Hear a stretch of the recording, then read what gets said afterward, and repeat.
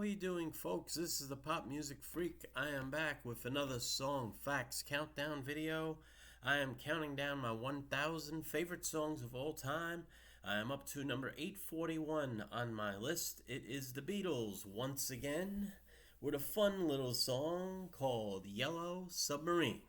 Now, I hope you packed a lunch and a dinner because this is a huge amount of facts involved in this song. So this might take a while. Alright, so bear with me. I'll do the best I can to try to cut it down to something reasonable. Alright? Yellow Submarine is a song by the English rock band The Beatles from their 1966 album Revolver. It was also issued on a double A-side single paired with Eleanor Rigby. Written as a children's song by Paul McCartney and John Lennon, it was drummer Ringo Starr's vocal spot on the album. The single went to number 1 on the charts in the United Kingdom and several other European countries, in Australia, Canada, and New Zealand. It won an Ivor Novello Award for the highest certified sales of any single written by a British songwriter and issued in the UK in 1966. In the US, the song peaked at number 2 on the Billboard Hot 100 chart. The Beatles recorded Yellow Submarine during a period characterized by experimentation in the recording studio. After taping the basic track and vocals in late May of 1966, they held a session to overdub nautical sound effects, party ambience, and chorus singing, recalling producer George Martin's previous work with members of the Goons. As a novelty song coupled with Eleanor Rigby, a track devoid of any rock instrumentation, the single marked a radical departure for the group. It was also the first time they had issued a single in the UK consisting of album tracks. The song inspired the 1968 animated film Yellow Submarine and appeared as the opening track on the accompanying soundtrack album. In the US, the release of Yellow Submarine coincided with the controversies surrounding Lennon's "more popular than Jesus" remarks, which led some radio stations to impose a ban on the Beatles' music and the band's public opposition to the Vietnam War. The song received several social and political interpretations. It was adopted as an anti-authority statement by the counterculture during Vietnam War demonstrations, and was also appropriated in strike action and other forms of protest. Some listeners viewed the song as a code for drugs, particularly the barbiturate Nembutal, which was sold in yellow capsules, or as a symbol for escapism. Yellow Submarine has continued to be a children's favorite and has frequently been performed by Starr on his tours with his all-star bands. Okay. When asked in May 1966 about his vocal spot on the Beatles' forthcoming album, Ringo Starr told an NME reporter with reference to Yellow Submarine, "John and Paul have written a song which they think is for me, but if I mess it up then we might have to find another country and western song off somebody else's LP." In a joint interview taped for use at the Ivor Novello Awards night in March 1967, McCartney and Lennon said that the song's melody was created by combining two different songs they had been working on separately. Lennon recalled that McCartney brought in the chorus, the submarine, the chorus bit, which Lennon suggested combining with a melody for the verses that he had already written. McCartney commented in 1966, "It's a happy place, that's all. We were trying to write a children's song. That was the basic idea." Their working manuscript for the lyrics showed a verse crossed out and an accompanying note from Lennon reading, "Disgusting, see me." Scottish singer Donovan contributed the line, "Sky of blue and sea of green." In 1980, Lennon talked further about the song. "Yellow Submarine is Paul's baby. Donovan helped with the lyrics. I helped with the lyrics too. We virtually made the track come alive in the studio, but based on Paul's inspiration, Paul's idea, Paul's title, written for Ringo." In his 1997 authorized biography, Many Years From Now, McCartney recalled coming up with the initial idea while lying in bed, adding that it was pretty much my song as I recall. I think John helped out, but the chorus, melody, and verses are mine. Previewing the 2022 re-release of the Beatles' Revolver album, however, Rob Sheffield describes Lennon's home demo of the song as a melancholy acoustic ballad, evoking Plastic Ono Band. He says the solo recording debunks the widely accepted view that Yellow Submarine was merely a McCartney children's song dashed out for Star, and that it conveys a deeper emotional resonance than was previously apparent. Let's see. So I'm going to skip a couple sections here that are not a big deal. We're going to go to the main session. The Beatles began recording Yellow Submarine during the 8th week of the sessions for Revolver. The project was characterized by the group's increased experimentation in the studio, reflecting the division between their recording output and the music they made as live performers. The first session for the song took place at EMI Studios, now Abbey Road Studios, on May 26, 1966, but without producer George Martin, who was unwell. Author Ian MacDonald views Bob Dylan's contemporaneous hit single Rainy Day Women No. 12 and 35 as a possible inspiration on the Beatles. The two songs share similar marching rhythm and a festive sing-along quality. The band spent much of the afternoon and evening rehearsing the song. They recorded 4 takes of the rhythm track, with Starr playing drums, Lennon on acoustic guitar, McCartney on bass, and Harrison on tambourine. The performance was taped at a faster tempo than appears on the completed track, which is in the key of G major. Following a reduction mix of take 4, Starr recorded his lead vocal, and he, Lennon, McCartney, and Harrison sang vocals over the choruses. The vocal parts were again treated with Verispeed. In this instance, they were recorded a semitone lower.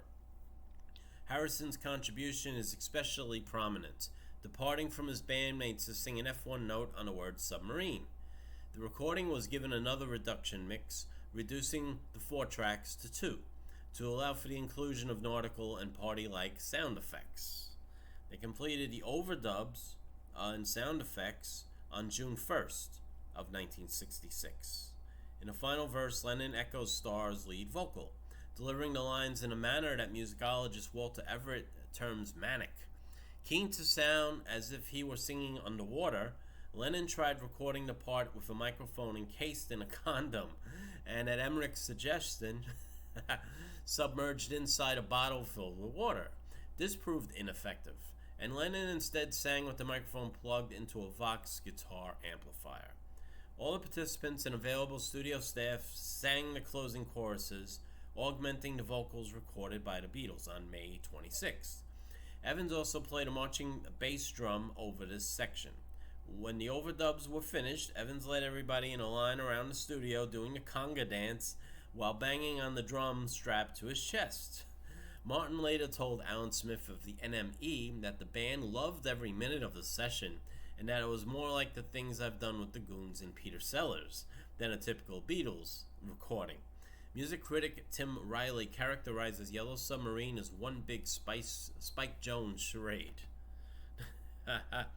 The song originally opened with a 30-second section containing narration by Starr and dialogue by Harrison, McCartney, and Lennon, supported by the sound of marching feet created by blocks of coal being shaken inside a box.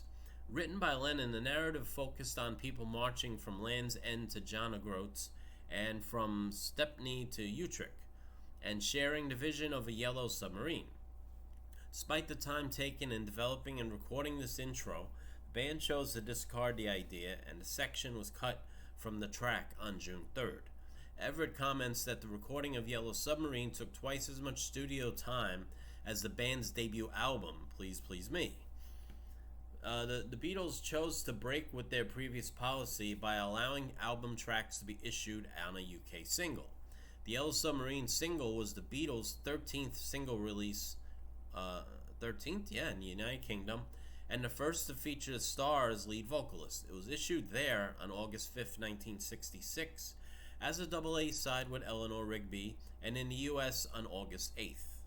In both countries, Revolver was released on the same day as the single. The pairing of a novelty song and a ballad devoid of any instrumentation played by a Beatle marked a considerable departure from the content of the band's previous singles. Unusually for their post-1965 singles also, there is no promotional films made for either of the A-sides. According to a report in Melody Maker on July 30th, The reason for the Beatles breaking with precedent and releasing a single from Revolver was the thought sales of cover recordings of Eleanor Rigby. When Harrison was asked for the reason, he replied that the group had decided to put it out rather than watch as dozens of other artists scored hits with the songs. In his NME interview in August, Martin said, "I was keen that the track be released in some way apart from the album, but you have to realize that the Beatles aren't usually very happy about issuing material twice in this way. They feel they might be cheating the public. However, we got to thinking about it and we realized that the fans aren't really being cheated at all. Most albums have only 12 tracks. The Beatles always do 14. Commercial performance. The single topped the sales charts around the world. The double A side was number one on Record Retailers chart, the UK singles chart, for 4 weeks during a chart run of 13 weeks. On Melody Maker's singles chart, it was number one for 3 weeks and then spent 2 weeks at number 2. It was the band's 12th consecutive chart-topping single in the UK. Despite the double A side status there, Yellow Submarine was the song recognized with the Ivor Novello Award for highest certified sales of any A side in 1966. In the US, the single's release coincided with the Beatles' final tour, and further to the controversy over the Butcher cover originally used for the Capitol Records LP Yesterday and Today. Public furor over Lennon's "more popular than Jesus" remarks, originally published in the UK in his How a Beatle Lives interview with Cleve. Excuse me. The Jesus controversy overshadowed the release of the single and the album there. Public bonfires were held to burn the records and memorabilia, and many radio stations refused to play the Beatles' music. The group were also vocal in their opposition to the Vietnam War, a stand that further redefined their public image in the U.S. Capitol were wary of the religious references in Eleanor Rigby, given the ongoing controversy, and instead promoted Yellow Submarine as the lead side. The song peaked at number 2 on the Billboard Hot 100, just behind the Supremes' You Can't Hurry Love, and was number 1 on the charts compiled by Cashbox and Record World. In Gould's description, it was the first designated Beatles single since 1963 not to top the Billboard Hot 100, a result he attributes to Capitol's caution in initially overlooking Eleanor Rigby. During the U.S. tour, Beatles press officer Tony Barrow asked Leroy Aarons of the Washington Post to remove mention of the band's latest single slipping on the charts when Aarons presented his article for their approval. In author Robert Rodriguez's view, the radio bans were responsible for the song's failure to top the chart. The single sold 1.2 million copies in 4 weeks, and on September 12th earned the Beatles their 21st U.S. Gold Record Award, a total they achieved in just over 2.5 years. So yeah, definitely there were some stations that were hesitant to even play anything by the Beatles for a good while there, and that probably prevented it from hitting number 1, because it was just an out-of-the-box smash, almost, on the same level as their 1964 early hits. Out-of-the-box smashes, you just couldn't refuse them from playing it. But things had changed a little by 66. Alright, as for personnel, who was involved in the song? Ringo Starr leading backing vocals, drums, and shouting. John Lennon acoustic guitar, backing vocals, sound effects, bubbles, and shouting. Paul McCartney bass guitar, backing vocals, and shouting. George Harrison tambourine, backing vocals, and sound effects, waves. Additional contributors: Neil Aspinall, backing vocals. Alf Bicknell, sound effects, rattling chains, and backing vocals. Patty Boyd, laughter and backing vocals. Mal Evans, bass drum, backing vocals.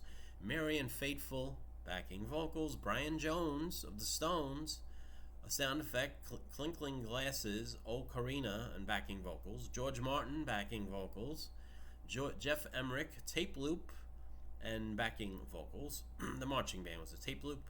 John Skinner and Terry Condon, sound effects of the chains in the bathtub. So, a lot of participants on this song. Absolutely. Now, the chart certifications, as I mentioned, outside of the U.S., it was number 1 just about everywhere. In Rhodesia, it hit number 2. In Spain, it hit number 3. And on one of the Italian charts, it hit number 3.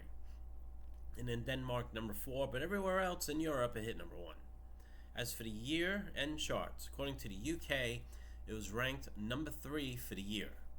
In the US, on the Hot 100, it was ranked number 96 for the year, which is ridiculous that it's only that high. And in Cashbox, it was only 83, which is another ridiculous situation there.